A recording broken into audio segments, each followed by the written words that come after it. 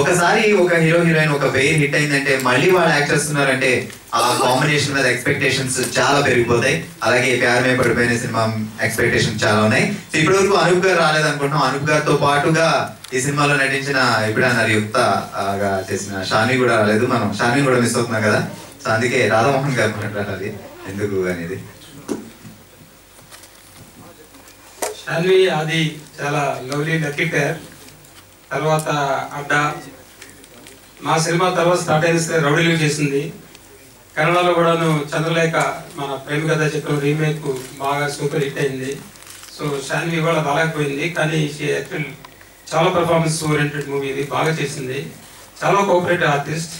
మన ఆది కూడా డిసిప్లిన్. సో నాకు అదృష్టం అనమాట. ఆది, షాన్వి, నా టీము ఇలాంటి అంతాను చాలా డిసిప్లిన్గా ఉంటేనే సినిమా చేస్తే మాకు సంతోషంగా ఉంటుంది. We enjoyed making the movie అనమాట. సో నెక్స్ట్ ప్రమోషన్కి షాన్వి గారు వస్తారు. అప్పుడు ప్రమోషన్కి షాన్వి వస్తుంది. ఈ రోజు రాలేకపోయింది, కానీ she has done a fantastic job. అది చెప్పాలనుకుంటున్నాను. Thank you.